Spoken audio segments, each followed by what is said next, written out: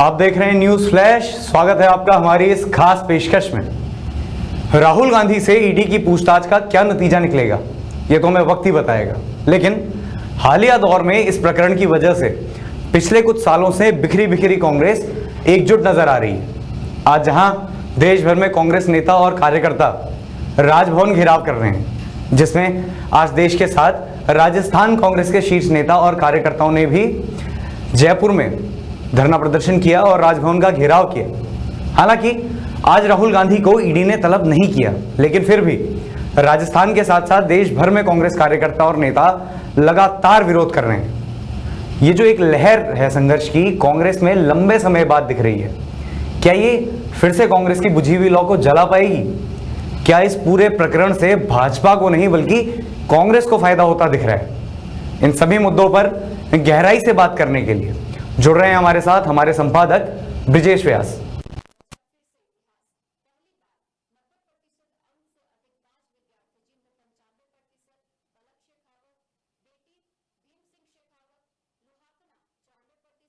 ED की पूछताछ के खिलाफ कांग्रेस जो विरोध में दिख रही है, ये जो मोमेंटम है, क्या ये कांग्रेस के लिए फायदेमंद होता दिख रहा है, बल्कि भाजपा के लिए नहीं, कांग्रेस के लिए? देखिए दीपक, इस पूरे मामले में अगर हम देखें तो आज ये चौथा दिन है और पिछले 3 दिन से देश की राजधानी दिल्ली के अंदर कांग्रेस ने एक सत्याग्रह आंदोलन शुरू किया हुआ है, जिसमें राजस्थान के मुख्यमंत्री अशोक गहलोत और छत्तीसगढ़ के मुख्यमंत्री भूपेश बघेल सहित बड़े आला नेता सब एकजुटता के साथ पूरे मूवमेंट को वहां पर चलाए हुए हैं। इस पूरे 3 दिन के अभियान में अगर देखें तो भले ही किस तरह से जिस तरह के आरोप लगाए जा रहे हैं कांग्रेस की ओर से कि केंद्र सरकार के इशारे पर कांग्रेस को परेशान करने की नीयत से या उनके आला कमान को परेशान करने की नीयत से ये ईडी की पूछताछ बार बार किसी न किसी नेता के खिलाफ शुरू कर दी जाती है। तो इस पूरे मामले में भले ही केंद्र सरकार की मंशा क्या रही वो एक अलग मुद्दा है, लेकिन अगर राजनीतिक दृष्टिकोण से देखें तो कांग्रेस ने इस पिछले 3 दिन में वो कहीं न कहीं गेनर रही है, वो आगे बढ़त उसको फायदा हुआ है, राजनीतिक दृष्टि से नुकसान नहीं हुआ। कांग्रेस जो पूरी तरीके से मीडिया के फ्रंट पेज और हेडलाइंस टीवी की जो थी उनसे वो जो गायब थी, वो आज पूरी तरीके से 3 दिन से फोकस है और लगातार कांग्रेस जो है चर्चा में बनी हुई है। पूरे देश दुनिया में इस बात को हर आदमी की उत्सुकता है, बार बार देख रहे हैं कि अब क्या हुआ, राहुल गांधी पहुंच रहे हैं, राहुल गांधी आ रहे हैं, राहुल गांधी से सवाल जवाब शुरू हो गए हैं, कांग्रेस के नेताओं की गिरफ्तारियां हो गई। ये तमाम तरह की सुर्खियां जो है वो कांग्रेस ने बटोरी है और कांग्रेस पिछले 3 दिन में मैं समझता हूं कि ये कदम भले ही किसी तरह से ईडी का कहलाए, लेकिन अगर राजनीतिक दृष्टिकोण से देखें तो कांग्रेस के लिए ये 3 दिन काफी फायदेमंद साबित हुए हैं। वापस संघर्ष के रास्ते पर जिस तरीके से कांग्रेस ने एक आंदोलन खड़े करने की शक्ल में पूरा मामला लिया है, तो उसके बाद पूरे देश में कांग्रेस के कार्यकर्ताओं में एक चिंगारी सी उठी है, एक उत्साह की चिंगारी सी उठी है। उदयपुर में जिस तरह का संकल्प लिया गया और कांग्रेस को फिर से एक बार खड़ा करने की ताकत के साथ जो संकल्प लिया, उस संकल्प का समझे असर या भले ही परिस्थितियां जिस तरह से केंद्र सरकार ने या ईडी ने निर्मित की, तो ईडी ने जो कुछ किया उसके बाद कांग्रेस के लिए तो एक संजीवनी साबित हुई। और वहां और एक और जो बात रही वो ये रही कि कांग्रेस की आला कमान सोनिया गांधी हॉस्पिटलाइज है, उनके दूसरे नंबर पर जो है राष्ट्रीय अध्यक्ष के तौर पर, कार्यकारी अध्यक्ष के तौर पर राहुल गांधी, तो वो ईडी की पूछताछ के अंदर व्यस्त है। उनसे 8-8 घंटे 6-6 घंटे जो 4-4 घंटे पूछताछ हो रही है।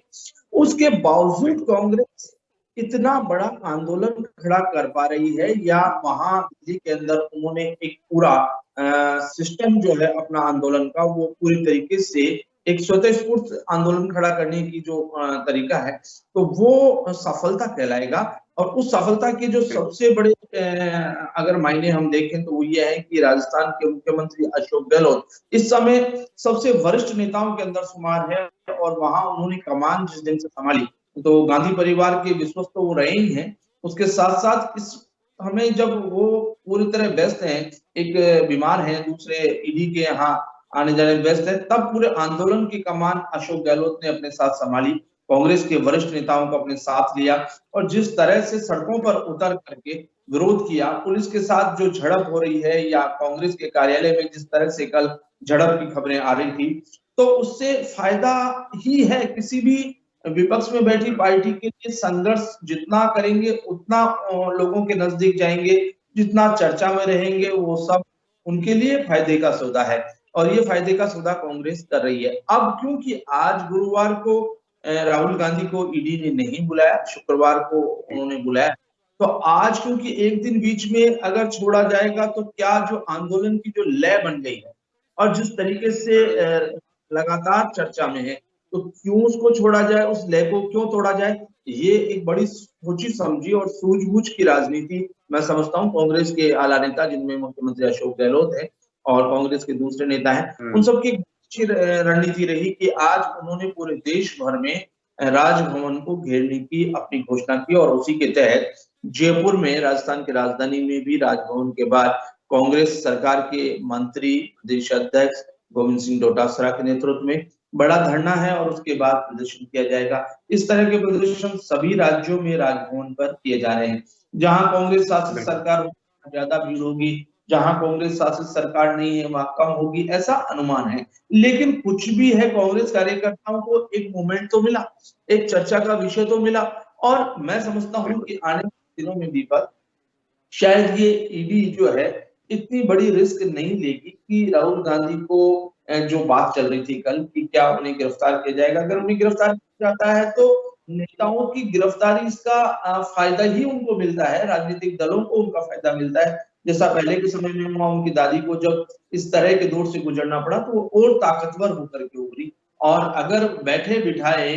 भारतीय जनता पार्टी की मोदी सरकार ये मौका उन्हें मुहैया करवा रही है और कांग्रेस के नेता उस मौके का बहुत अच्छे से उपयोग कर रहे हैं, तो ये मैं समझता हूं कि कांग्रेस के लिए तो सबसे बड़ी सफलता है कि पिछले 3-4 दिन के अंदर जिस तरह का वो माहौल पूरी दिल्ली में खड़ा कर पाए, वो एक ऐसा माहौल उन्होंने खड़ा किया जिस तरह की अन्याय के खिलाफ वो लड़ रहे हों। लेकिन एक बात जरूर है कि कांग्रेस को दूसरे मुद्दों पर भी अगर आंदोलन का टेकअप करे, अगर उन मुद्दों को वो अपने साथ ले, जैसे अभी बुलडोजर का मुद्दा है, आज सुप्रीम कोर्ट के लेकर सुनवाई, अगर उन सब मुद्दों को लेकर उतरेगी तो मैं समझता हूं कि कांग्रेस को ये पिछले 4 दिन जो है वो बहुत बढ़त के रहे, उनके लिए संजीवनी साबित हुए और इस तरह का मूवमेंट अगर आगे चलता है और ईडी ये मौका उन्हें उपलब्ध करवाती है तो ये कांग्रेस को वापस से पुनर्जीवित करने में या जो उसकी ताकत कम हुई थी उसको वापस ग्रहण करने में एक बड़ी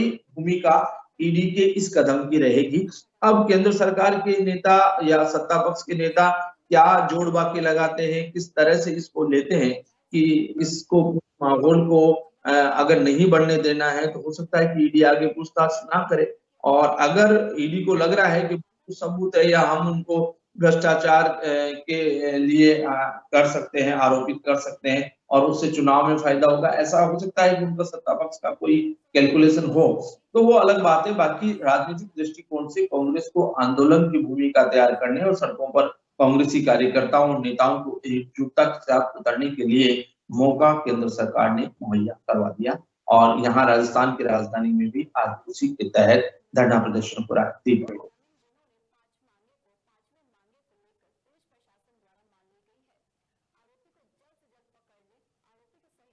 बहुत बहुत धन्यवाद सर इस मुद्दे पर इतनी गहराई से चर्चा करने के लिए। और बहुत अच्छी बात यहाँ पे ब्रिजेश व्यास जी ने कही कि